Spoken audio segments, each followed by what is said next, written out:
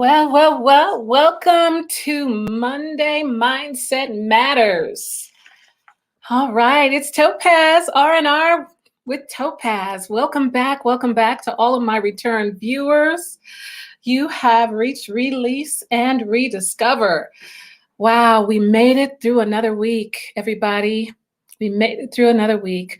I want to first just extend condolences to those of you out there who have lost loved ones. There has just been such an overwhelming amount of loss in this season, a very, very difficult time for so many people. I was on the phone earlier today with two people that I know who've had more than one loss already in 2021. And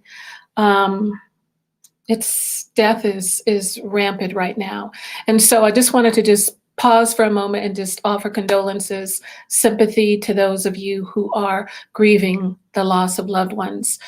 And the rest of us who are still here, we have purpose. With that being said, you have tuned in to R&R with Topazz, where every Monday is an exciting experience where we dedicate our time. It's fuel to heal the soul with real talk that takes a deep dive into hidden mental and emotional valleys and steep peaks that in the areas of what truly ails us and keeps us from living beyond surviving. I'm one that's committed to, in all that I do, particularly in my work as a therapist, in helping people to move past the basic threshold of just existing. It's time to enjoy life. It's time to make the most out of every circumstance, every situation, every day. Relationships, family, and self, taking care of self. And so R&R with Topazz is dedicated. This is a show to awaken the sleeping giants and the phenomenal in all of us. All right, that's it. So tonight is phase 1 of Making Black Love Work. This entire month has been dedicated to celebrating Black love. We know that Black love consists of so much, and it begins with self-love. We have to know how to love self before we can love anyone else, which means that we have to work through the stuff that gets in the way of us truly loving and honoring self, forgiving self, all of those things. So we've spent some time there. We've spent some time in being healthy as a single person and knowing how to balance things out and not allowing singleness to define you, but celebrating even in your singleness. And if the desire of yours is to be in relationship with someone, using this time to ready yourself for that partner that you so desire and deserve. And we went from there to talking about Black love and the family last week. That was so awesome. We had the Carter family with us. We had Lee and Onyx with us, and we talked about the various aspects of what family love really requires and why Black family is so important. So tonight, in part 1, we are going to delve into the dynamics of making Black love work in relationships and in marriage. What are some of the hindrances? How do you work through those? What are the realities of truly being in love? What does that mean? And how do you make love last? How is it that those people who've been married for 40 years and actually still love each other? I'm not talking about those people who are just tolerating each other. I'm talking about those people who truly like each other, enjoy each other after 40, 50 years, and they still laugh together. Even after 10 years, sometimes that can be a challenge. After 5 years, 5 months, for some cases, that can be a challenge. But there are people out there who are doing it, defying the odds, defying the stereotypes and the myths that come against Black love and try to make it seem like that really doesn't happen in our community. Well, we know that we can't fit it all in one box. So tonight I have some guests that are going to kind of reflect and represent the variations of what some of that looks like. And then I have part 2 next week with some more guests that are going to take it even deeper. But we're going to begin with some couples that I'm excited about tonight. So glad that they have accepted the invitation to come on board and a willingness to be transparent and talk about how they are making Black love work. So without further ado, I want you all to welcome my guests. I have Samantha and Brandon with us this evening. How y'all doing? So good to see you. Thank you for joining. And we have Kenya and Jean on board, the Fashaw couple. How y'all doing this evening? Thank you for accepting the invitation. And it looks like we are still awaiting Mr. Theo and Dora. So hopefully they'll be joining us soon. But in the meantime, we are going to get started with the guests that I have. So looking forward to this conversation. How are y'all feeling about being here tonight? Good. Blessed, man. Thank you for inviting us and having us, man. This is awesome. Yes, thank you for doing this work, Topazz, and thank you for having us on. Absolutely. And definitely honored. Jean and Kenya, how long have you guys been married? 8 years, going on 9. 8 years, going on 9. And they have 2 beautiful babies. And your babies are how old? 8 and 5. 8 and 5. Samantha and Brandon, how long have you all been married? So we've been married it'll be 4 years this year. But we've been together for 10 years, and it'll be 25 years of knowing each other in June. So, wow. So see, they took a different route. So they're bringing a whole different piece of this love puzzle together for us. Jean and Kenya, did you guys meet in high school, or did you grow up together, or did you just kind of talk to us about how you met? Denver's a small place, and I'm surprised Kenya and I didn't. I feel like we've crossed paths. Like he was at a wedding that I was at, and I caught the bouquet, and he was there. We found out that he was there, so it was just like I feel like we were just hit and miss in the same circles, but we never connected until our adult years of being like 25, 26. Yeah, she came and spit some poem. I was promoting the parties at the time, and she came and spit a poem one day at Duraz, if anybody remembers that place. And then we were just texting back and forth for a while, and then boom, magic happened after that. He kind of stalked me. Let her tell her she was social. I put him in my phone as Gene, the promoter guy. And every morning he'd be like, "Good morning, Queen. Good morning." I'd be like, "Why is this dude?" But he grew on me. The promoter guy is calling you Queen, huh? Right. And Brandon, Samantha, how did you all meet? Man, we actually met at a summer job that we both worked at back in 1996, man. How old were you guys? Gee. Yeah, I was what was I? I was 13. I was 15 years old, man, going on 16. And it was a Laurie youth summer camp. And we were both camp counselors. And she was the youngest counselor. She probably should have been a camp member. Yeah, I don't know how I was a camp counselor. Yeah, we've been best friends ever since. Now, did you two marry someone else and then come together, or? No, we were actually. I mean, we had other relationships, and I was actually engaged before, but never married before. Okay.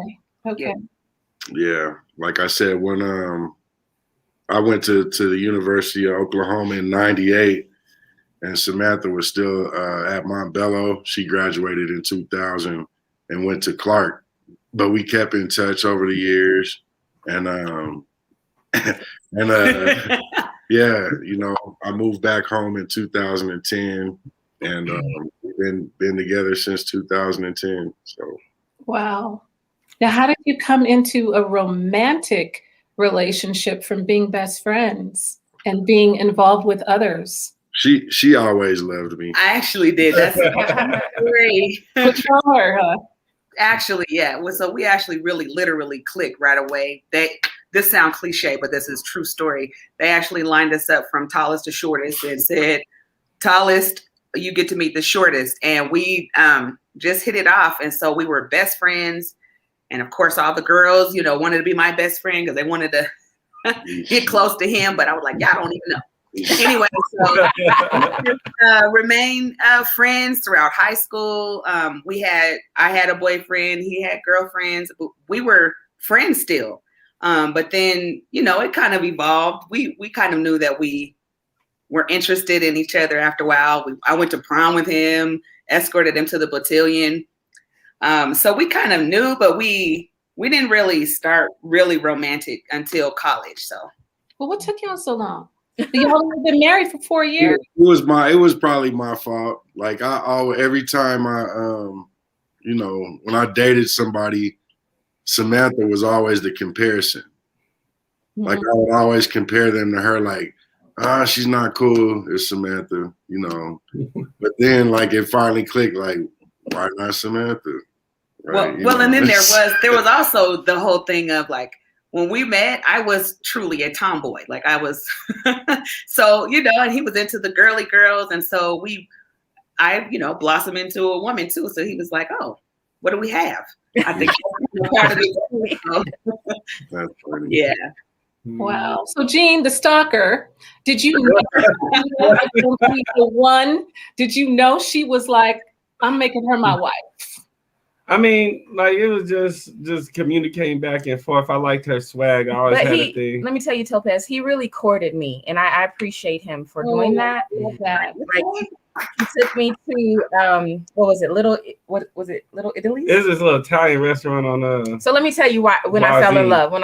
So he was a code inspector at the time. Health inspector. And he did restaurants and all that. And we went to a restaurant he had inspected. And he took me. It was a nice Italian restaurant, and the owner and the chef comes out like, "Oh, you're the code. Oh, I remember you." And he's like, "Yeah, how you doing, man?" Our bill came up to what, $200 and some odd dollars. He said, "It's on me." He said, "Right, we was grubbing." That place. But he was like, "It's on me. It's on me. That's going to be your wife." And that's what he told us. And I was just like, oh my God, that whole meal was free. He was like, yeah, and it just gave him so many more points. I was just like, you're really courting. And he took me out to the museum and we had like a whole date, breakfast in the morning. So he was really a stalker courter. I'm a quarter. Good job, Jimmy. You represent for the fellas, man. Good job. I don't think at the time, like when we really started talking, I don't think either one of us was really trying to get in a relationship just because of the last one. So we were just hanging out.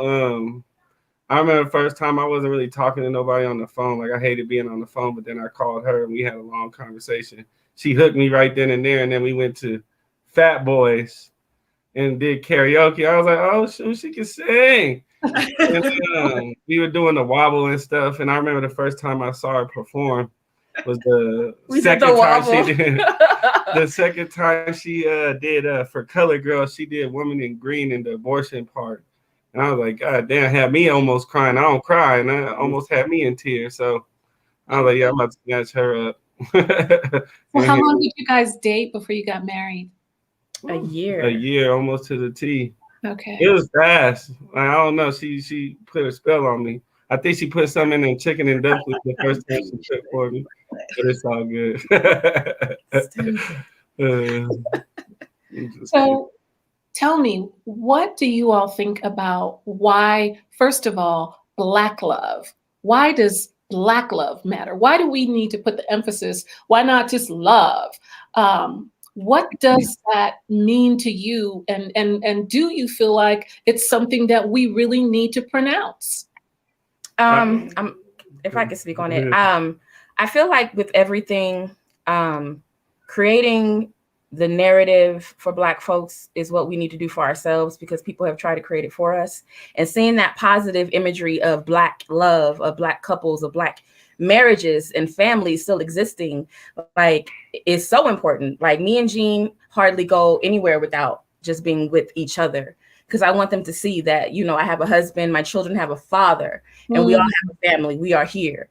Because I've been seeing that, like, I don't know, we were somewhere, I think. Parade of Lights. And I was with my kids, and he went to go get us coffee, and I'm just with the kids, and these people are looking at me like if I was like this single mother who just needed to get out the way, and poor her with her kids. And then when Jean showed up, they were like, oh, she has a husband.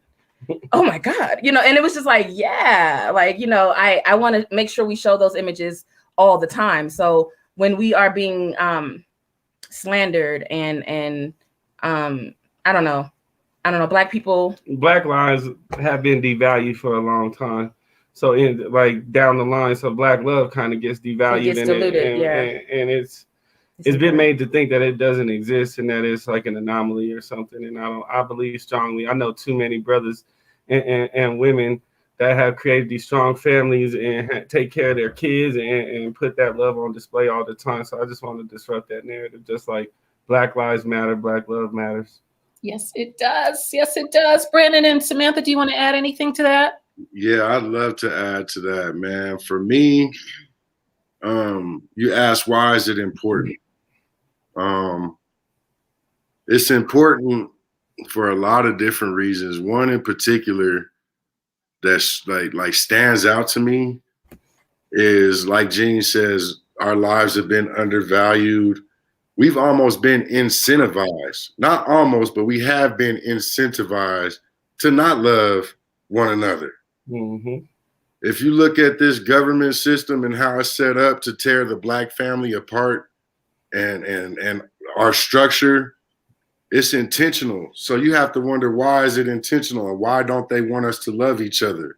It's because of the strength. It's because of, you know, the Black family structure has always been one of the strongest things in the world. Black love is one of the strongest things in the world. And when you got to ask yourself, why has it been, you know, why have we been incentivized to not love one another? And that kind of answers your question, man. Like we are so powerful when we're together, when that family unit and structure is strong. Like the possibilities for our children and everything is just, you know, it just goes through the roof. So the Black family, Black love is definitely something that we value.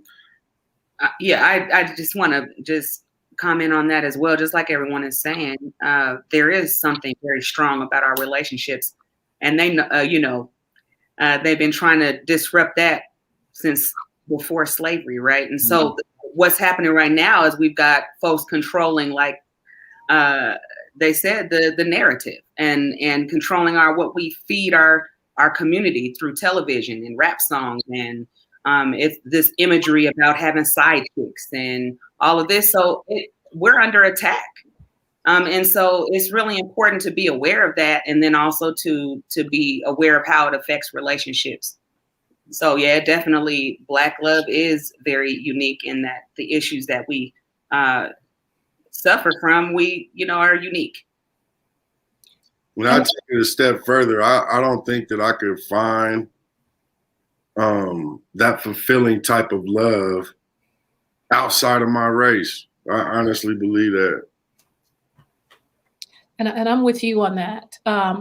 Being a single woman in Denver, I've been divorced now for a little while, and the Black men who are, for the most part, at least of my liking and my taste, are men who just seem to be more interested in women other than Black women. And so a lot of times the message is, well, you know, you need to be more open. You and your girls need to be more open. You need to consider dating outside of your race.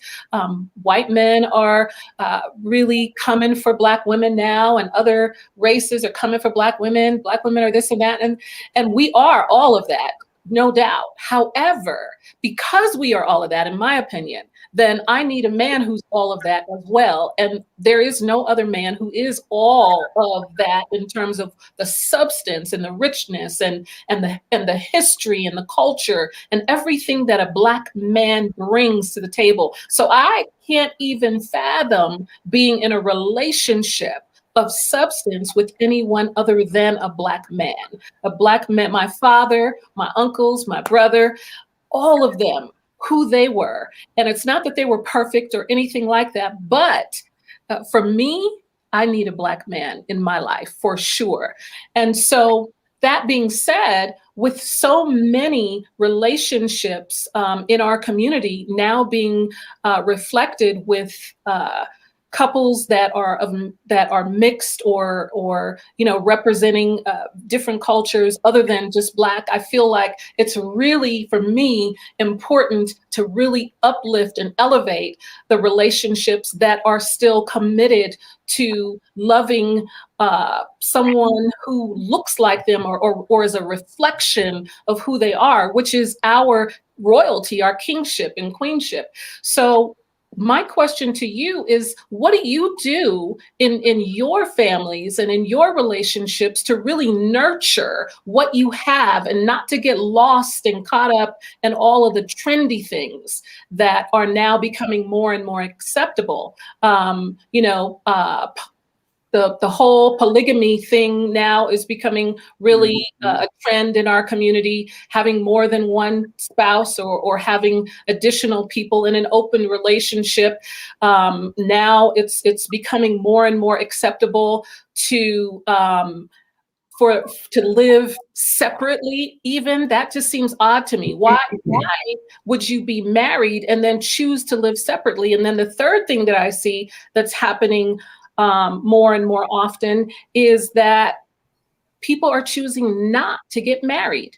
Let's just be in a relationship without marriage. And since the both of you, clearly both of these couples represented, you value the entity of marriage. How do you nurture that without getting caught up in all of the things that are really popular and hot topics right now? One of the things that I believe greatly is that regardless of anybody's viewpoint, is that we are strong together through open communication and respect, and being willing to have those conversations even when they're hard. I firmly believe that we can get through anything as long as we're willing to talk through it. It's when that communication stops where it's a problem, because life is long, and especially married and involved, like especially when your lives become intertwined with everything that we're doing. I know that you guys can relate that our lives are pretty much connected because I help her with a lot of things. She supports me. So as we become intertwined, it's going to require undying support, undying love, trust, and communication in order to make it happen through whatever gets thrown our way, because this world is changing so fast and things are getting thrown at you constantly, and that media, the messaging that gets thrown around all the time, and the temptations that are out there. You have to be willing to stay on the same page together. Otherwise, somebody can come in and break it all up. That's true. The communication, I feel like, is one of the bloodlines of the relationship. And if there's no communication, it's really hard for us to see each other. And so the way, God is at the very top of what we do. So we pray. And God is just literally the head of everything that we do, including in our marriage and our family. And so that's really top of our list. And he's going to share as well what we learned before we got married that really helps us to understand, like, when we get off into a crazy little cycle is what it's called in this book. Which is this book is what I love, that it talks about like what the interests really are. Go ahead. Yeah, I brought the book over because when we talk about the distractions and everything that's going on, with the outside world, it's important. One of the important principles in this book called Love and Respect, it's called, the love she most desires and the respect he desperately needs. It talks about love language and a man's love language being respect. Like, we have a need to feel respected, and women have, a need and desire to feel loved, but you can't have one without the other. If a man doesn't feel he's respected, he won't love. If a woman feels she's not being loved, then she won't respect you. And it's like a cycle that you can get caught up in. But one of the principles like in the book, that's important is it talks about nobody having a seat at the table except for you and your spouse and God, right? So, oftentimes, I look at, or I observe other people in their relationships, and a lot of times where they fail is by listening to outside influences and allowing other people to influence their relationship. The only people that should have a say in your relationship are you, your spouse, and God. Like nobody else, not even your parents. Nobody has a seat at that table. So just like Pastor said, nobody has the grace for your marriage like you two, because nobody knows it. Nobody lives your life, and nobody can, give you advice like God can. So that's one of the key principles for us maintaining what we have is one, loving and respecting each other, keeping God first, and not allowing anybody to have a seat at our table in our marriage.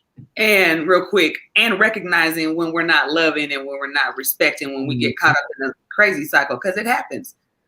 So acknowledging and actually seeing each other. So I agree fully. Another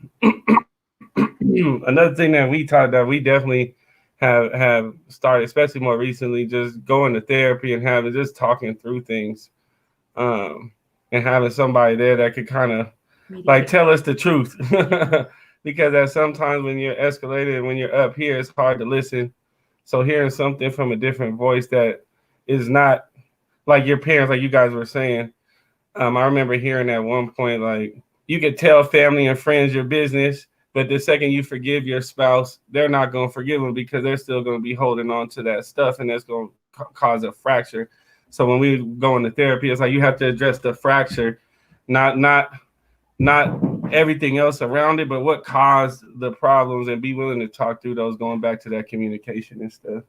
And you just said something real important too, Gene, is y'all's willingness to seek help. Yeah. Like any couple that goes to couples therapy and stuff like that, that's beautiful, man. Well, anybody that values their relationship enough to get couples therapy in a situation like I think that's healthy. And actually individual therapy. Yeah. Because that's what helped save our relationship. As I went, had some things. I just needed to go get some therapy for myself, and it blessed us. It blessed me for sure. So yeah, for sure. Yeah, I think this therapy road that we're going on, because I've done the individual therapy road. I don't know if Gene has so much, but just working on yourself and bringing that to the table and collabing that together creates a whole bigger momentum of love that I felt like we've grown in. And since, we have a Black therapist too, he's super great, you know what I'm saying? And he's very much fair. And I feel like that's what we needed. We didn't need it to be any other thing but fairness. And I think it helps us so much because we've been doing it, 3 months? Yeah. 3 months, 3 or 4 months. So yeah, definitely therapy. And I want to say congratulations to you all for being willing to take the risk, especially the men, because I've had so many women who will come to me and ask if I would be willing to do couples therapy, but then the husband or the boyfriend will refuse to come to therapy. A lot of times our men have a real issue with trusting a therapist, regardless of their gender. And so then the relationship really can't completely benefit from the therapeutic process as a whole, because only one of the two partners is actually engaged in the process. So the one person can heal, but then when you go back home and you're going back to that same dysfunction or those same challenges, that same cycle, it becomes frustrating. And then eventually that one individual will grow out of the relationship because it becomes lopsided. Only one person is moving out of that place where they maybe their childhood issues or old trauma issues that came from previous relationships have intoxicated the process. And so your marriage or relationship really doesn't have a fair chance of making it if you don't work through those things. I'm going to pause here just because it's time for us to do a little commercial. And it's time for us to check into the chat and see if we have any questions or comments that we need to respond to. So I thank you all out there who are watching with us tonight. This is R&R with Topazz. You are watching Black media. This is CTN Media, a platform where we are changing the narrative. Tune in to this show every Monday at 7 p.m. CTN also hosts 7 Generations Black on Tuesday at 4 p.m. And Wednesday morning at 10 a.m., catch the resource report right here on CTN. You can find these shows and programs on Facebook and YouTube. Anytime you want to go back and watch one of our shows again. Again, this is Topazz with R&R. So Chanel, do we have any comments in the chat, any questions in the chat that you want to read out for us? We do. So Claudia Johnson said there's no comparison to a Black man. And she also said amen. And I believe she said amen to Brandon and Samantha when they were talking about the only people who are seated at the table are God and the 2 people in the relationship. And Shamika Jackson Smith said, whatever kind of flavor you are looking for, you can find it in your own race.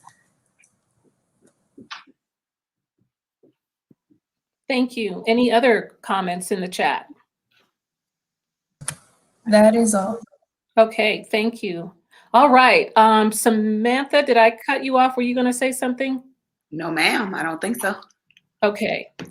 So I want to just kind of back up to something that I said about what's happening in our community.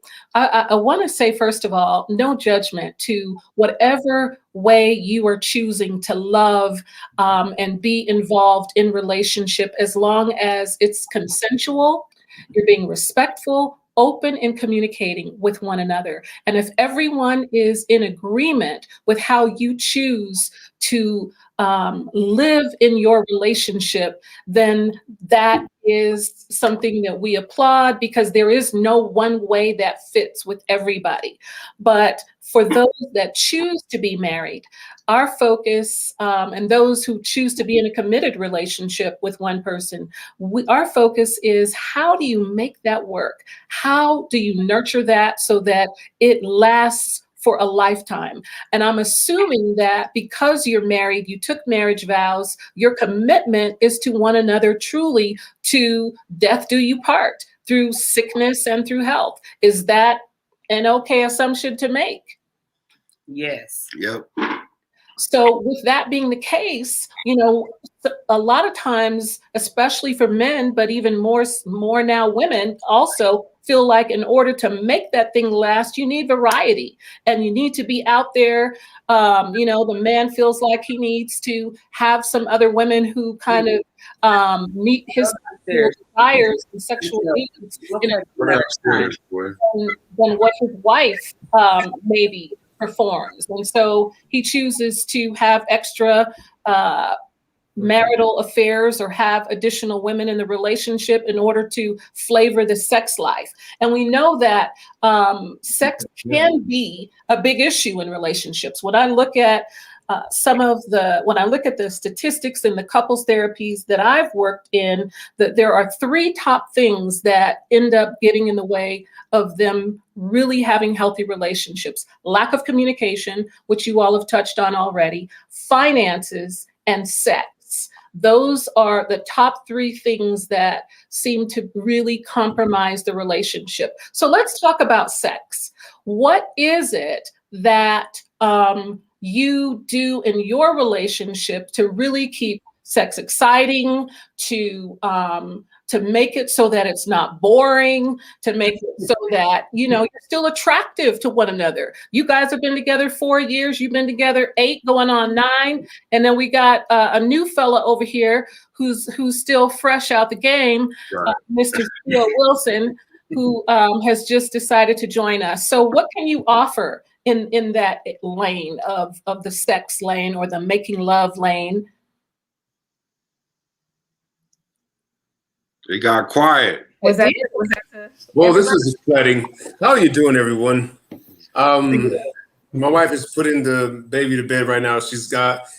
We have to have strict regimented bedtimes for the baby so that her body adjust. This is when you go to bed. This is bath time. And so she's being mommy over there and allowed me to come over here to talk to y'all. So yeah.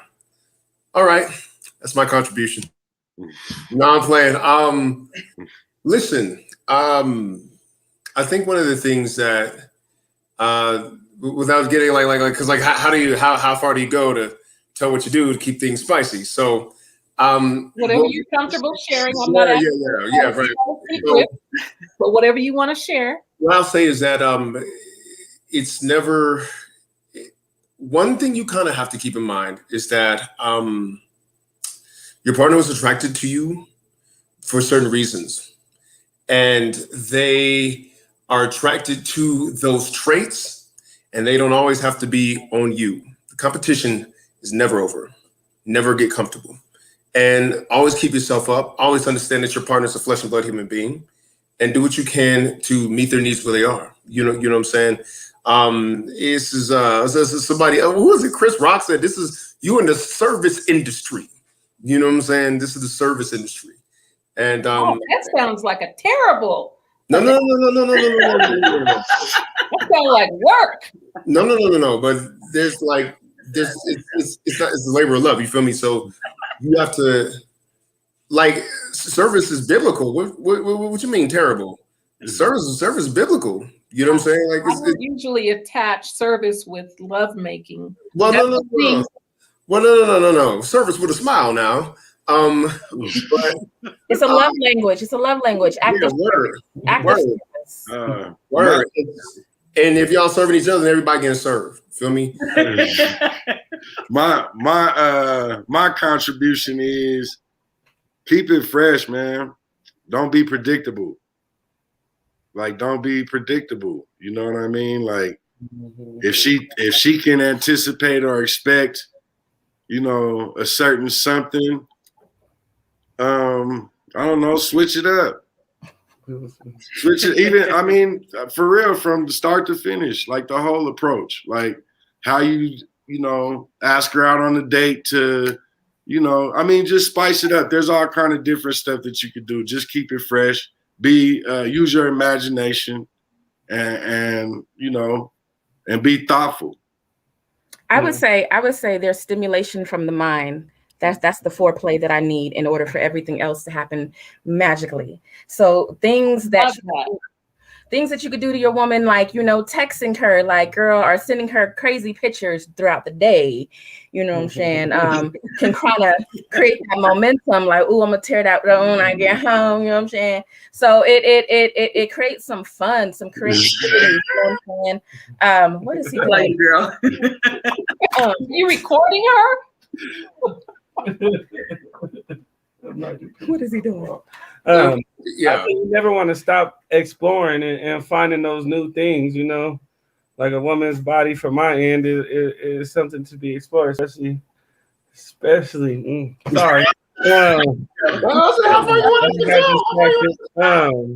But never stop, never think that you know everything, going along the line with what Brandon said, because people change over time, interests change, and there's a lot of things out there to play with, so you might as well enjoy every minute, try to find new things to try. Don't be too timid, and enjoy life together in the bedroom and elsewhere. Wow. Yeah. You all hit on some really key things. Theo, I need you to stay with us. Come on now. There's some you know what I'm saying? There's some key points that you guys hit on. I want to really emphasize the point that I made in the beginning, though, as it relates to consent. Consent is key. So as you're experimenting, exploring, and tapping into new ways of pleasing and pleasuring or serving one another, make sure that consent is always there. Mm-hmm. And so with that being said, do you all have boundaries in the bedroom, or are there no boundaries? Oh, there's definitely boundaries. Safe words. No, some other safe words. There's some definite off limits. Yes, I agree. Okay. And so being able to communicate what those things are, especially in new relationships, that matters. And before you start delving into new territory, you might want to communicate about what those boundaries are. What is the capacity that that individual has? And then also, hopefully your relationship is such to where you've talked about each other's trauma. You're familiar with that. So knowing what that looks like for one another will help you to be able to recognize the boundaries. Even if that person hasn't communicated them clearly, you can pretty much assume that there are certain areas that might not be a safe place for your partner. So pay attention to those things. Samantha, were you going to say something? No, we just. No, I was actually going to say. So I was just going to, just exactly kind of what you're saying is to really know what your partner likes. Know your partner. It helps to know that in order for you to make sure that your partner is satisfied and pleased, because you could be doing all kind of stuff that your partner doesn't even like and you don't even know. Right. Mm-hmm. And so just like was said before, it also matters how you're treating each other outside the bedroom, because that really does impact how you feel on a deeper level, and your ability to be open. And so one of the things too that we learned in our relationship is we gotta not use fighting words when we argue, because that tends to, it tends to cut deep, and it's hard sometimes to come back from those in a fast way or in a meaningful way. So just wanted to share that. That is such an important point. I got a second that emotion, because sometimes sex is like a barometer of other things going right. You feel me? So It's like, if there's harmony in other areas, there's harmony emotionally, you know what I'm saying? There's harmony financially, there's harmony when it comes to your communication. And sex is often the natural outgrowth of that, you know what I'm saying? Focusing on sex, I learned, was just not the thing to do. If there's other things that are simmering on the back burner, take care of all of that. And then that's almost like the ice on the cake. Foreplay. That's what I was thinking, foreplay. Yeah. You keep your word, and you keep your word. It's so sexy to me. Washing dishes. Oh, that's him cooking that good old steak and surf and turf meal. I made a surf and turf meal today. Well, knowing each other's, so in that same vein, knowing what each other's love language is. That's We're still working on that. I'm still figuring out that one of his biggest love languages is gift buying. Mine is, the touch. I like to go shopping. He likes to shop, so I like it too. I love your love language. But it I didn't understand why it meant so much for him, so recognizing, and actually, like our pastor said, he told us one thing that really stuck with both of us, I think, before we got married, which is, he asked us, he said, would you eat out of a trash can? And we're like, of course not. No. And so he's like, okay, interesting. But what if you were homeless and you didn't have anything to eat? And so, of course, our answer changed to, well, I guess it really depends. We don't know what we're going through. So he was like, I said that to kind of talk about how we don't really know what we're willing to do until we're there. And so a lot of the exercises and discussion, even in that book, was making sure that you're seeing each other, that they're not going under the radar somewhere because you're so busy doing all of this that you're not seeing your partner. You're not seeing that they have an issue with something that you're doing.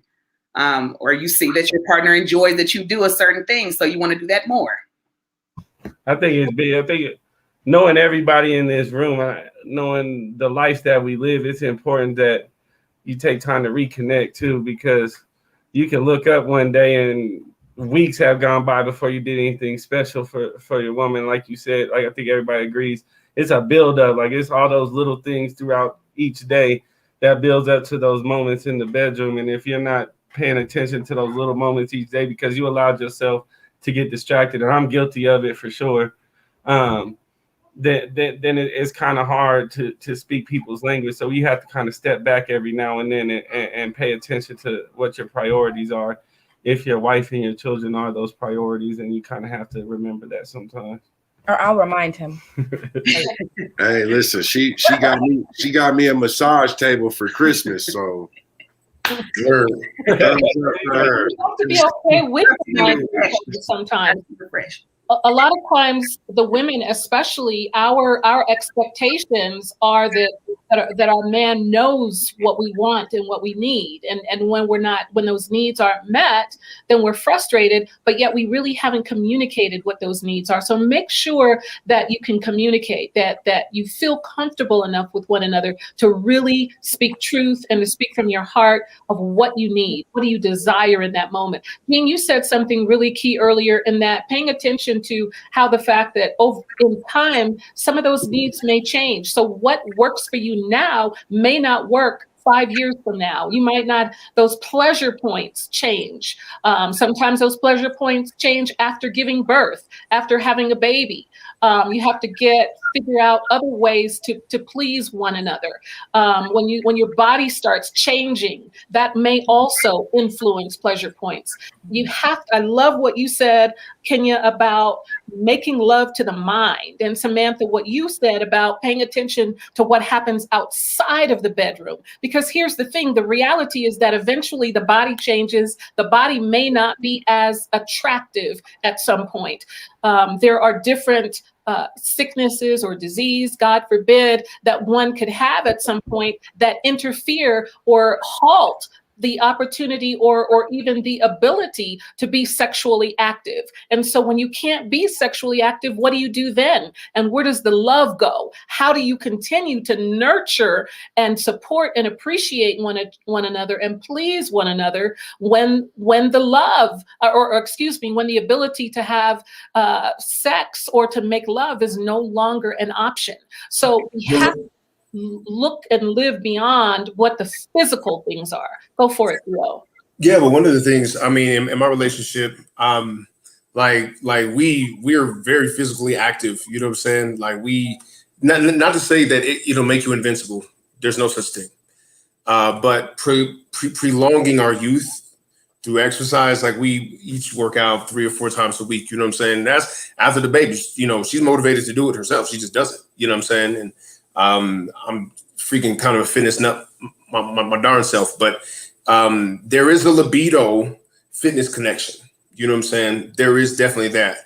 And post baby, you know, she got right back on, and I was just like, she's squatting with the baby. You know what I'm saying? And I was like, wow. You know what I'm saying? But that's one of those things that can help.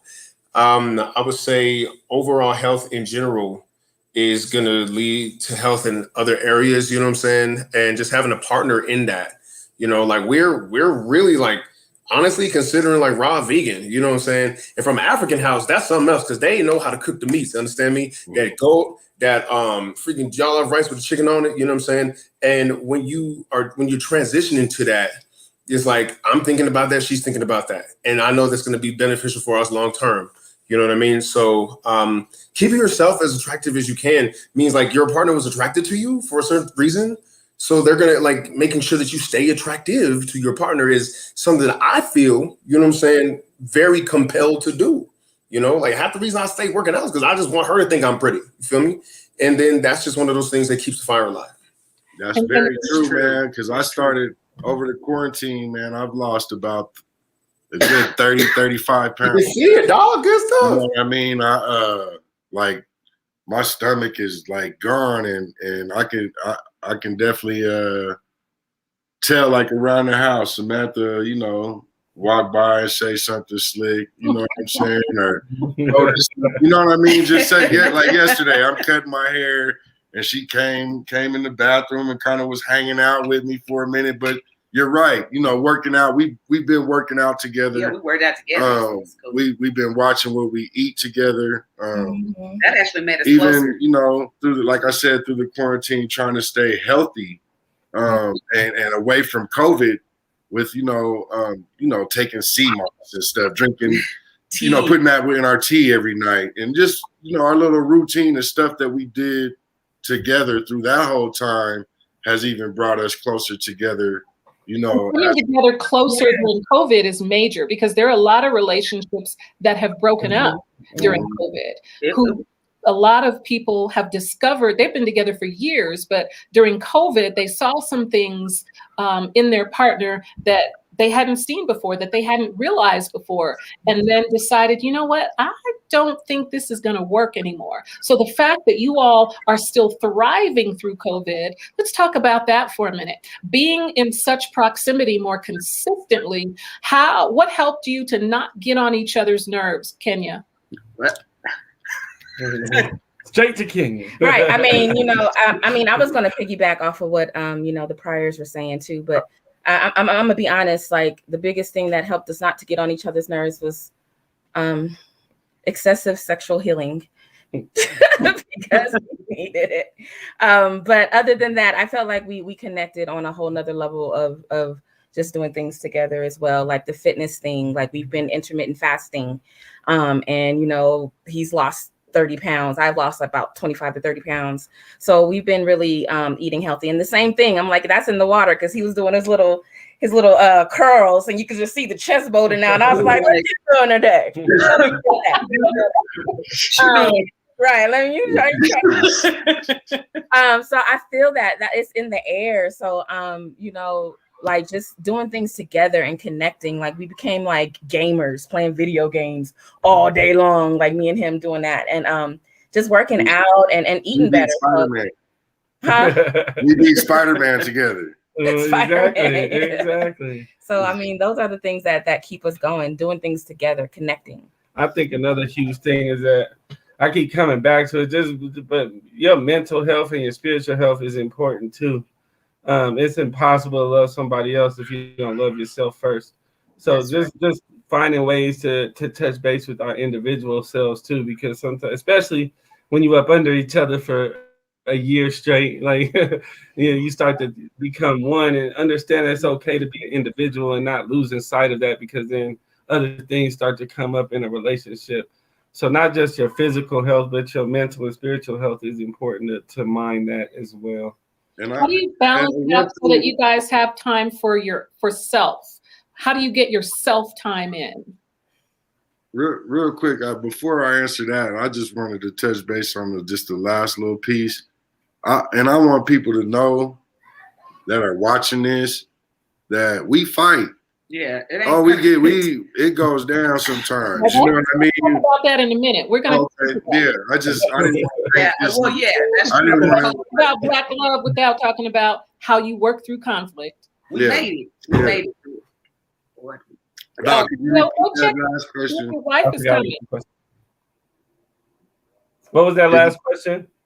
I was asking Theo, is he gonna see if Dora is gonna be able to join us before we're done? Some of y'all need to understand about Miss Dora. She is one of the most private people you will ever meet if you meet her. You see what I'm saying? Like, she's just one of those people who, and so like, this is the thing. My spotlight versus her privacy, right? Right. Okay, we'll circle back to you on that. I'm gonna let Brandon finish his thought. This has been a thing. Okay. I'll ask her real fast. Hold on. Go for it, Brandon. No, I was asking, what was your last question before I started talking about how do you make room for self? How do we make room for self? Yeah. Google Calendar. No. It's hard, man. It's real hard for us because we got 2 little boys. You know what I mean? So trying to find time for myself is like, But I do it through prayer. Let's say that. Like, I find time for myself in my spiritual closet. You know what I mean? Me and my time with God. But then there are times. Go ahead. I'm sorry. Then there are times where he'll do things that, like, he'll take the boys, like I'm gonna take them over here, which is, I'd be like, oh my goodness, when does that ever happen? I don't even know what to do with myself. So I'm like, oh my goodness. So yeah, the boys play sports, so they come with me to practice a lot. They'll, I try to give her some time, because I know it's stressful running a law firm. We got a lot going on. Man. Here's the other thing too, is that I don't mind spending the time that we spend together.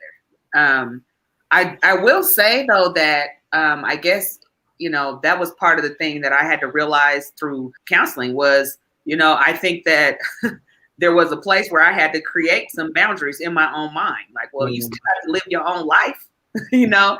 So it is creating the space of, you know, in your mind and other ways to get that individuality back. But being in that oneness, I don't mind it. So. And one thing I appreciate though is a lot of the work we do a lot, man. Samantha, you know, owner and operating attorney of the Halliburton Law Firm. We started Warriors for High Quality Schools, advocating, you know, against the racism. We started Warrior Nation, a youth football program. We started a youth football league, the Nation. We started in a school. We're starting a National Action Network. It's like a lot of stuff, and we're blessed to be able to do that stuff together. Yeah. Like, I don't know how together actually matters. It really does. I don't know how well this would work if we weren't able to do like that together. You know what I mean? I'm going to cut you off for a moment. I apologize, but before we run out of time, I really want to talk about working through conflict, working through the times when your partner pisses you off. And you feel like, what about those times when you felt like, you know what, I'm done with this nigga, really, you know, I'm done. And how did you get past that? Those times when something happened that just really took you there. How did you work through that? And what, maybe that's part of where the therapy comes in. Maybe that's what got you to the point to where you decided to bring therapy in. And then I want to close with giving you all an opportunity to talk about the balance, because really all three couples, you all have some pretty major big things going on. You just kind of listed off what you and Samantha have going on. Jean and Kenya, you guys have a lot that you do in community. And then of course, Theo, you do a lot as well. So I want you all to have an opportunity to talk about that too, because the reality is that there are a lot of couples that don't make it because of that very thing, because of those outside draws that even though they try to work together, it ends up tearing them apart. So I want to come back to that. That'll be what we close with. But I want our audience to be able to hear from you of, you know, the reality of being in a marriage, being in a relationship, and working through those times when you're just like, I can't stand you. Sometimes like it's hard to imagine that we've almost been together for a decade. It went by so fast. And because of that, I know secrets that nobody else knows, just like she knows things about me. And it's important not to, like, we've had those moments where, like, okay, you coming for me, I'm coming for you, and now we just coming for each other and completely forgot what we was mad about in the first place. And going back to what the therapist we see was talking about, make sure that focus stays on the fracture, not all the fallout from everything else, because you have to kind of like forgive yourself and forgive the other person so that you can talk about what the real issue is and be able to work through that. And if that requires like time, you have to be willing to give each other time and space to really come back to a place where you can communicate effectively. Because if you're not there to communicate, it's just going to blow up and then turn into something bigger, badder, and hopefully not physical and things like that. But even at our worst, we've all had our ugly moments. Hopefully it never gets there. But making sure that you understand that, like, why you got together in the first place. I think it's great to have healthy fighting. You have to know how to fight, because I think it's inevitable.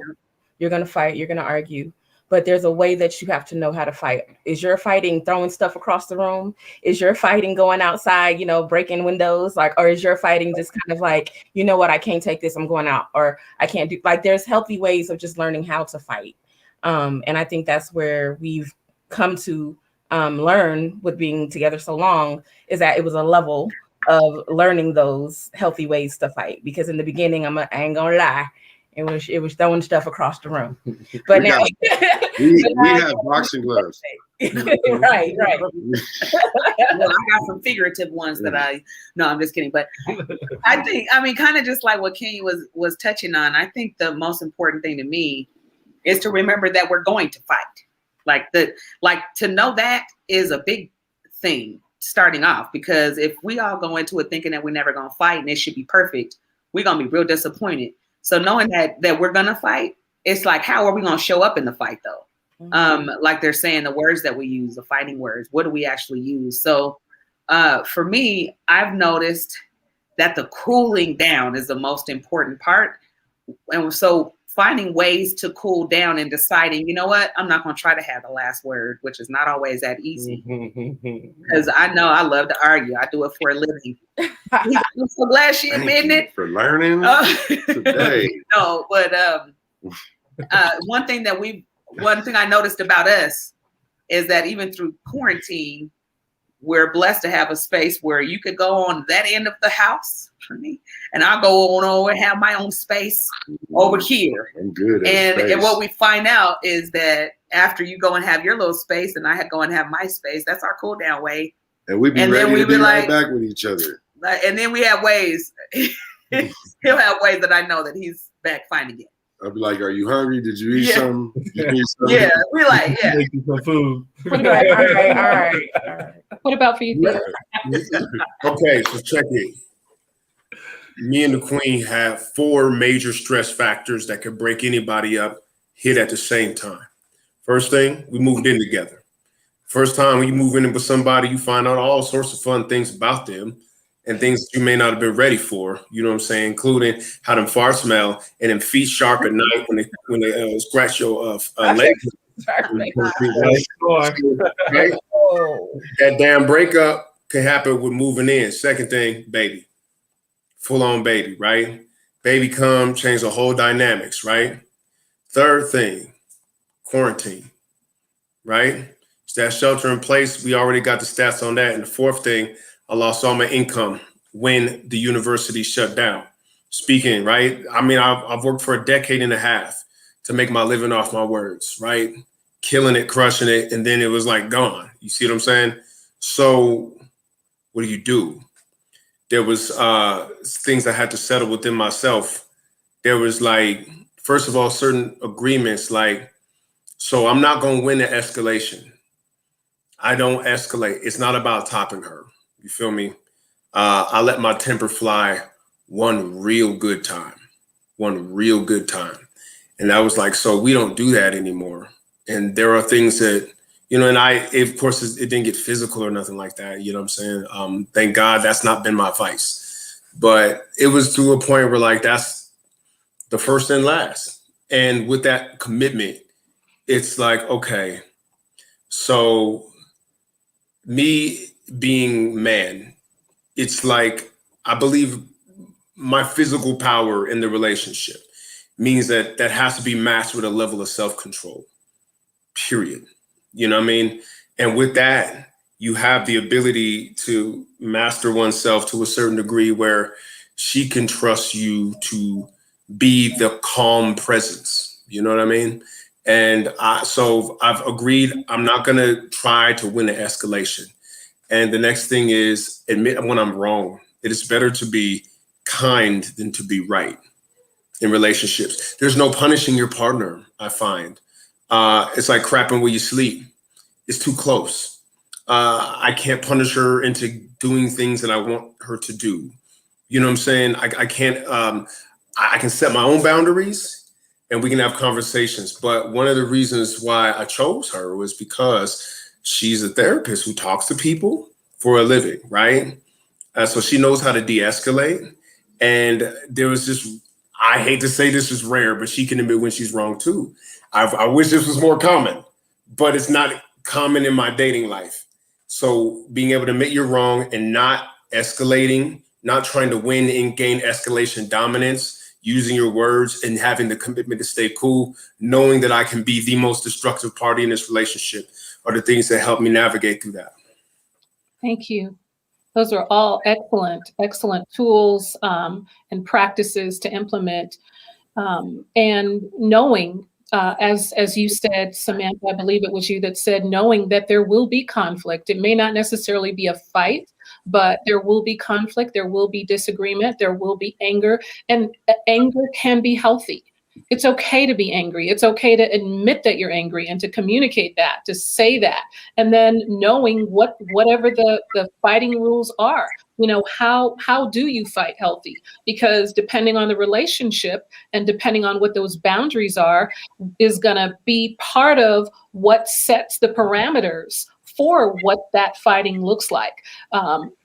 Across the board, there should never be any physical violence when you're fighting, and demeaning and saying hurtful things on purpose to one another. Somebody mentioned earlier, I can't remember if it was from the Fashaw love or from the prior love, but somebody mentioned about being aware that when you put those words out there, that it's hard to take them back once they're out there. They're there. And so pay attention, being thoughtful and mindful of what we say to one another.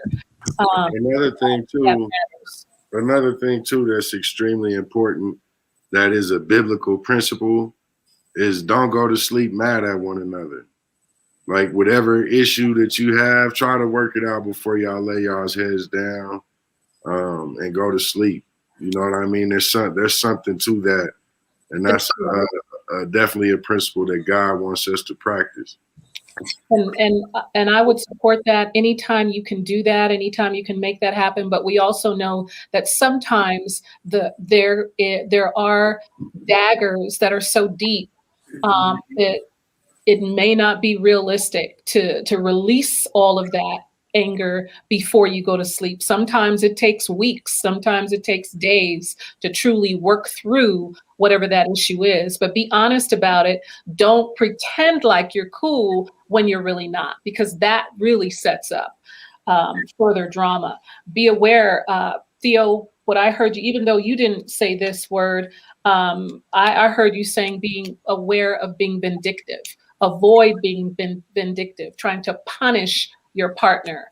There's just no win. There's just no long-term win. It's a Pyrrhic victory. You'll win, but you'll lose more. So let's close out with giving you all an opportunity to talk about how you are managing your marriages, your households, being the bosses that you are, because all of you are bosses in your own right, and I do mean big bosses. So how do you manage your household, manage your love, and manage that, being that boss? Because being a boss, there's a lot of responsibility that comes with that just in and of itself. I would say, first of all, like, sometimes like the shine, it's always like this thing. Sometimes things are coming my way, sometimes things are going her way, and understanding that jealousy can come in, especially if you've been sitting on the sideline for a little bit. Sometimes we're shining together and support. I think I'm in so many different things. Like I done put my hand in so many different buckets.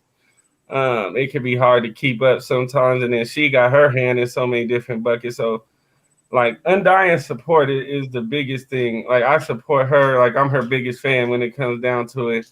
Like I know all her poems. I'll be quoting her own poems back to her in the random times, getting on her nerves. And she's pushing me to be everything that I need to be. And as long as that support's there, it's easy to want to be successful. And then when it's not so easy, we have to be willing to go back to communication and talking and be like, where's your head at? Like I need my husband, or I need my wife right now, and having those conversations and be willing to put things aside and put everything in its place. I would actually say the Google Calendar has been my best friend lately. I have been on a time management and organization kind of binge, trying to make sure my time is in order so that I know when, and put my time with my wife in its place. And that's helped out quite a bit. Yeah, I would say Gene is he's a workaholic. And that's okay. I'm okay with that. But, trying to make sure that I'm accommodating his work and doing all those things is important. But I wouldn't be anywhere in my career without him, because I feel like he's been very much supportive, and I'm not even going to say allowed, but encouraged me to go after what my dreams are. And he doesn't, put speculations of the, social construct of being a wife. He cooks majority of the time. He takes care of the kids a good 60%, 70% of the time. So he's definitely involved in helping me to support what I want. So it just works that way. So yeah. Thank you. Samantha and Brandon? I'm sorry. We had a little bit of a distraction.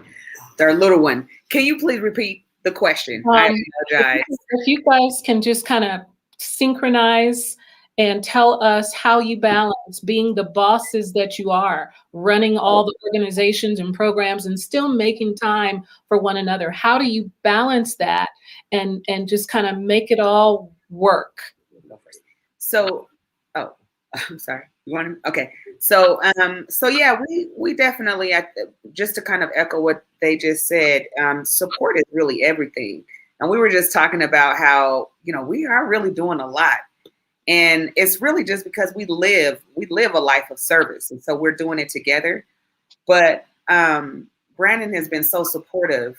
And so we really have to support each other and encourage each other in what we're doing. And it really does help to propel us in everything that we do, individually and together.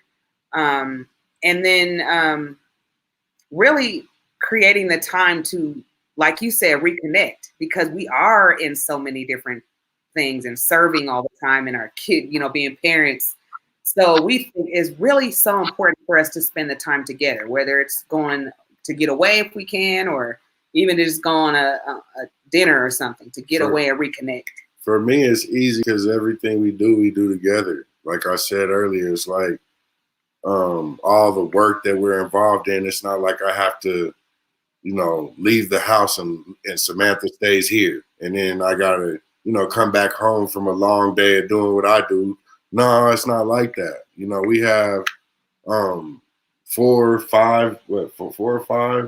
nonprofits that we run together, 5 of them. We need each other and a law firm on top of that. So and we do it all together. So, we're always together every day, all day. Good thing we like each other. Right. Sometimes we don't. That's part of why you're on this platform, because you guys like each other. Theo? Right. Tell you. Man, we're still shaping that out, to be honest with you. We're the youngest, in terms of how long we've been together. You know what I'm saying? Sure. There's just like, and things with me are adapting very, very fast. There's a lot of moving parts that are taking off right now. So I'll be able to more succinctly comment on that in time. But right now, it's just me making sure that scheduling, like Gene said, is a major thing. Making sure that I don't double book myself and going on, there's something I didn't understand about today, and I sent a text about, because I intended to be on time, and then I thought something had changed, and then I got a strange message out of nowhere, and so these things are one of the things that I'm working on. You know what I mean? But right now, most things involve teamwork around the infant baby daughter that we have. You know what I'm saying? And that's just what it has to be right now. And the better I get at that, you know what I'm saying, the more harmonious things are. But we're still really working that out right now, because there's a lot of things in transition. You know what I mean?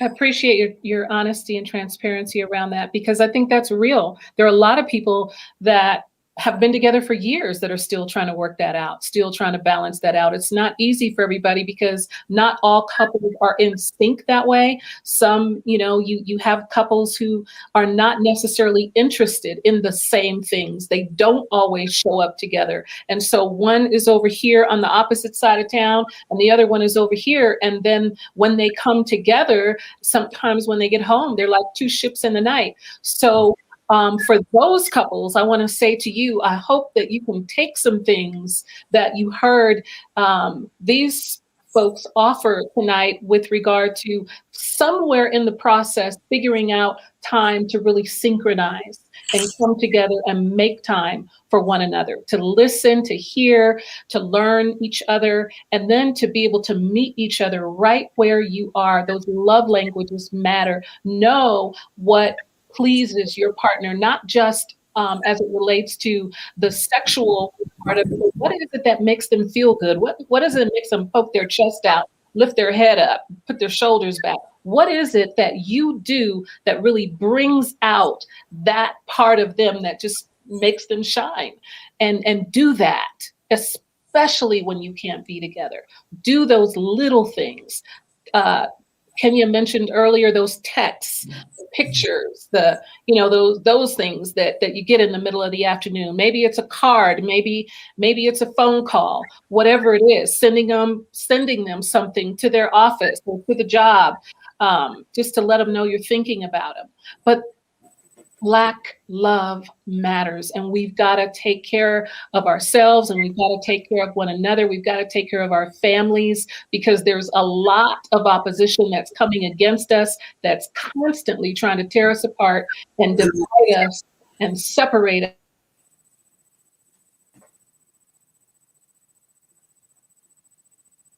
Lord Jesus. Well, the enemy is he's alive and on the prowl. They're attacking Black love. Yeah. So I forgot to say the magic element. Like, there's always like magic you have to do. Like, for example, or to bring into the equation. Like, my wife, she loves drawing. Like, she's really fascinated about drawing. So I drew her like the picture. You feel me? Like, I drew her portrait, and she really liked it. You got Kenya wanting me to draw pictures now. Yeah. She's fascinated by my ability to draw. And so that was supposed to be a Valentine's present, but then I went on a trip and I forgot to bring my sketch pad. So I had to bring that back and finish like a week after Valentine's Day. But that was her Valentine's Day present. You know what I mean? So that's magic to her. He can draw too, and he won't do it. He won't do me. I saw that picture, Theo. You did well done. Yeah, that's what I said. Hey, I can't even draw. I can't draw a proportionate stick figure. But you can open the school, you know what I'm saying? So I think you're all right there. Yeah. So that was one of the most recent things that was like, like, what's magic? What's magic? Man, I really appreciate you sitting on the panel with not only strong individuals, but some strong couples as well. I appreciate y'all. Man, you stole the words out of my mouth. That's exactly what I was about to say. Great minds think alike. Right. Oh, she's back. She got on the phone. All right. Yeah, I had to get on my phone. My computer just powered off on me. Yeah. So I apologize. But thank you all for carrying it through, because y'all are bosses and that's what you do. So thank you all for being with us tonight. We are at the end of our show. I want to thank the Fashaws, Theo and Dora. Thank you to the Pryor household. And is there any last comments? Anything in the chat that you want to share with us, Chanel? Congratulations to all of you. I can't really see that. Can you see it? Congratulations for your weight loss and that you're doing it together. Aw, yes. 4 people losing weight. Did you say you lost weight too, Samantha? Oh yeah. Like 20, 30 pounds. Shoot, I'm gonna have to get on y'all's bandwagon. I need those tips. Y'all need to help a sister out. I could lose about 10 pounds myself. So you all have been watching R&R with Topazz on CTN Media, where we are changing the narrative, the Black platform. We are doing it for the culture, by the culture. We're here for you. Thank you for joining us this evening. We'll be back next Monday with part 2 of What It Takes to Make Black Love Work. Thank you all. Hopefully you got some good tips, something that you can use to nurture and enrich your own relationships. Peace out, everybody. Thank you. See you guys on Sunday. Thank you for having us. Thank you.